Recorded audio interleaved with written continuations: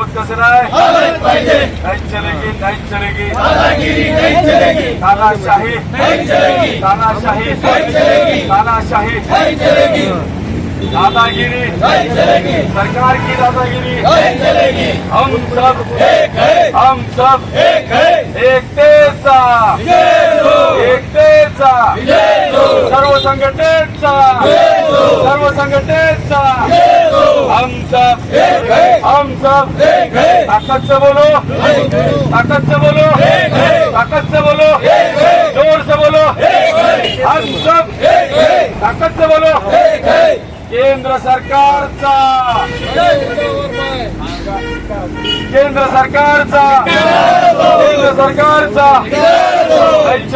नहीं चलेगी ऑनलाइन पावती नहीं चलेगी ऑनलाइन पावती काला कायदा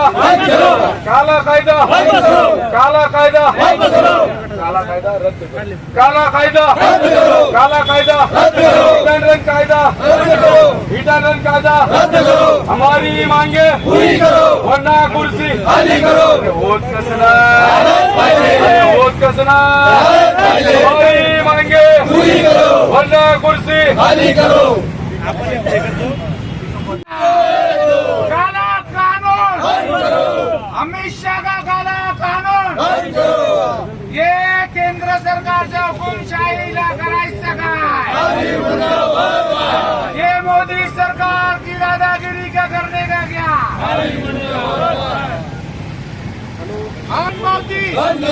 ऑनलाइन पावती हमने आज जो धरना रखे हमने यहाँ धरना इसलिए रखे हैं ये इससे पहले भी जो ऑपरेशन हुआ था हमने बंद करे थे तो ये कलेक्टर साहब ने गवर्नमेंट ने हमको ठेंगा कुछ खाली आश्वासन दिए क्या हम दोबारा डिमांड करेंगे कुछ नहीं दिए बस बंद करने का बोले बस कुछ नहीं दिया ठेंगा दिया खाली ऑटो ने भी धोखा दिया कलेक्टर साहब ने भी ऊपर भेजे नहीं ये चीज ये गलत है। ये सरकार जो है ऑटो रिक्शा वालों को क्यों डामाडोल कर रही है क्या वजह है इसकी? तो सरकार को हम ये सरकार को इसके औकात बता देंगे 24 में इसकी औकात क्या है पूरे इंडिया के अंदर रिक्शा वाले कितने हैं इनकी औकात बता देंगे क्या औकात है रिक्शा वालों की। सर आपके संगठन के कुछ पदाधिकारी द्वारा विभागीय आयुक्त कार्यालय पर जो जिस तरीके से बेमुद्दा अमर उपोषण किया गया था उसमें लिखित स्वरूप में आपको कुछ लेटर वहाँ पे मिले थे उसका क्या? साहब वो सिर्फ ठेंगा खाली भरोसा दिए आप काम कर देंगे कुछ काम नहीं करे बस बंद करने बोले कार्रवाई करेंगे आज से एक कार्रवाई नहीं बस के ऊपर खाली झूठा आश्वासन दे रही है ये अगर नहीं होगा तो हमारे पूरे बाल बच्चों के साथ और रिक्शा के साथ हम रोड पर बंद कर देंगे रोड पर एक और चर्चा है जैसे कि हिट एंड रन कानून एक पर कहा जा रहा है कि लागू हो गया है लेकिन कहीं कहा जाता है कि प्रशासन की तरफ से कहा जाता है कि अभी लागू नहीं हुआ है क्या आपको क्या लगता है? ये 26 तारीख से लागू होगा बोलते इसलिए हम आंदोलन कर रहे हैं इसके लिए कि वो डेंजर कानून है साहब रक्षा वाला क्या करेंगे साहब टू व्हीलर के भी है ट्रक के लिए सबके लिए है साहब आपके लिए भी है कलेक्टर साहब के लिए भी है इनके लिए भी ऐसा नहीं ना मिनिस्टर के लिए भी है ना कानून सबके लिए ये काला कानून लगा रहे काला कानून बंद होना चाहिए अगर नहीं होगा तो इसका अंजाम भुगतना पड़ेगा ये सरकार को महाराष्ट्र गवर्नमेंट को सेंट्रल गवर्नमेंट को भुगतना पड़ेगा। आज किन मांगों इसके अलावा आपकी क्या मांगे हैं? हमारे रिक्शा स्टैंड के मांगे हैं बस के नो पार्किंग के मांगे हैं ये ऑनलाइन पावती की मांगे हैं और जो हमारी डिमांड है ये कलेक्टर हमेशा दे रहा नहीं हमने 50 टाइम मांग लिए अभी तक वो देने तैयार नहीं है खाली ठेका बता रहे दे रहे और रिक्शा जब इलेक्शन आएगा तो रिक्शा वालों पीछे घूमे रिक्शा वालों की ये डिमांड आपकी कर देंगे धोखा दे रही सरकार है ये झूठी सरकार है ये सरकार को सबक सिखा देंगे 24 को ये छोटी सरकार का करायचं काय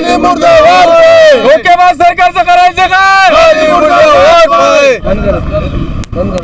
अस्सलामुअलैकुम आप सबको सभी समाज के यहाँ पर रिक्शा यूनियन मौजूद है आपको बता दूं मैं 2018 के अंदर पिकअप पॉइंट और ठहरा पॉइंट मंजूर हुआ है ये ट्रैफिक विभाग का खुद जो है तो अधिकारी ने खुद हमको बोला गया क्योंकि आपके मीडिया के माध्यम से रिक्शा वालों का मसला भी बीच में ऑनलाइन पावतियों का उठाया गया था शागन के अंदर से तो ट्रैफिक विभाग बोला कि कारपोरेशन कमिश्नर जो है तो 2018 के अंदर मंजूर होने के बाद वो नहीं दे रहा हम बार बार हमारे कहने से भी लेटर इश्यू किए गए और कारपोरेशन कमिश्नर बोला कि हमने दे चुके, ट्रैफिक विभाग का काम है। तो ये डाला मोड़ एक दूसरे अधिकारी एक दूसरे के ऊपर कर रहे हैं। पहली बात ये हो गई। दूसरी बात ये कि तीनों विधानसभा के आमदारों ने भी रिक्शा चलाए हुए और पालक मंत्री भोमरे साहब के करने भी टाइम नहीं है, वैसी तौर से खासदार साहब के करने भी टाइम नहीं है। रिक्शा वालों का मतदान लेने के वास्ते सभी हमारे घरों को आएंगे, सभी हमारे प्रचार के वास्ते रिक्शे लगेंगे बोलेंगे, मगर भूलो मत ये 2.5 लाख मतदान है। ये 2.5 लाख मतदान अगर किसका भ्रष्टाचार करते हैं, विरोध करते हैं, तो समझो तुम्हारा जो है ना घर की चौखट से बाहर निकलना मुश्किल कर देंगे। ये रिक्शा वालों की ताकत बता दूंगा मैं आपको। 2018 के अंदर पिकअप पॉइंट मंजूर होने के बाद ऑनलाइन पहुंची हुई इतने लाख रुपए होने के बाद 2 लाख रुपए तक पहुंचे होने के बाद फिर भी कलेक्टर साहब के करने भी जो है तो मैंने लेटर दिया था, कलेक्टर साहब ने उसके ऊपर भी कार्रवाई नहीं करे यहाँ पर। और सीएम साहब एकनाथ शिंदे साहब खुद रिक्शे वाले,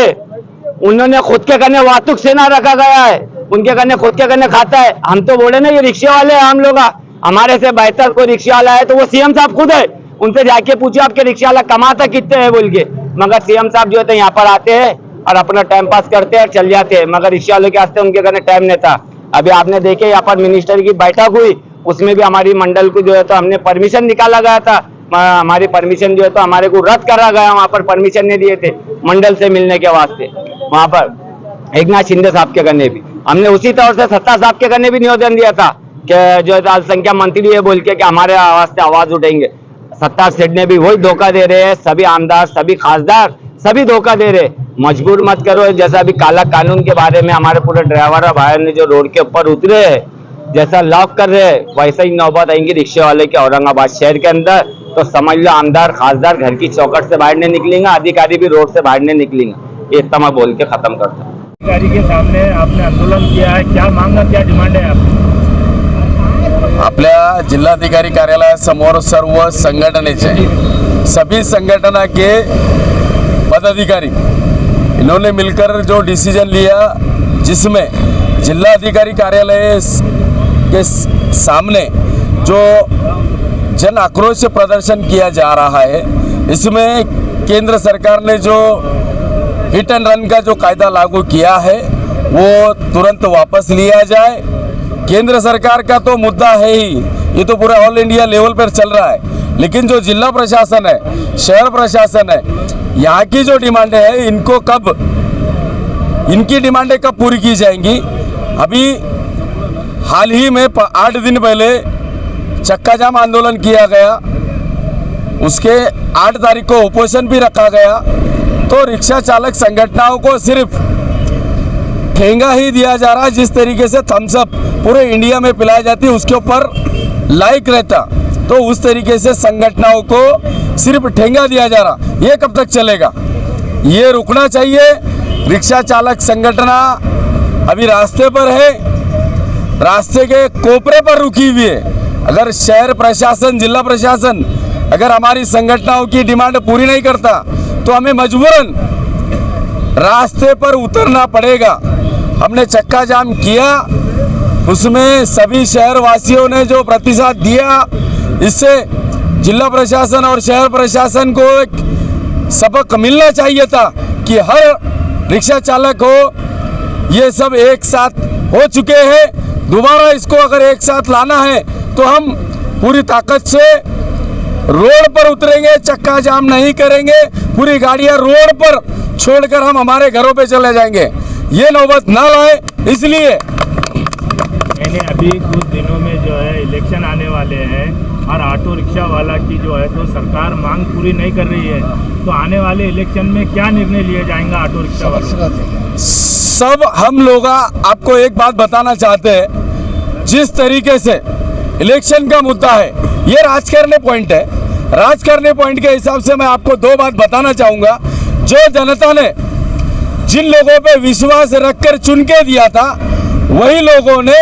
उनके खातिर, उनका स्वार्थ के खातिर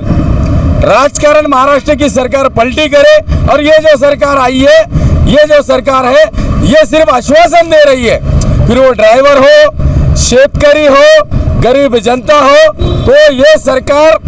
आने वाले समय में किसको वोट देना, ये सबसे बड़ा सवाल जनता के सामने खड़ा है। और हम जनता ही है जो सरकार से अपील कर रही है, तो सरकार ने हमारी बात सुनना चाहिए। अगर नहीं सुनती तो इस शहर के अंदर रिक्शा चालक संगठन, सभी संगठन की ओर से इलेक्शन के टाइमिंग में मतदान पे, फिर वो एमपी हो, आमदार हो, नगर सेवक हो,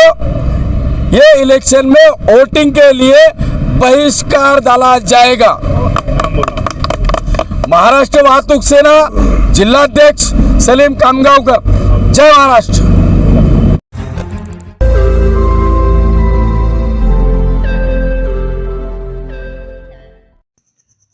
रोज नई खबरों को देखने के लिए हमारे औरंगाबाद समाचार चैनल को सब्सक्राइब कीजिए और नोटिफिकेशन पाने के लिए हमारे बेल आइकन को दबाइए ताकि हर खबर की नोटिफिकेशन आपको मिलती रहे।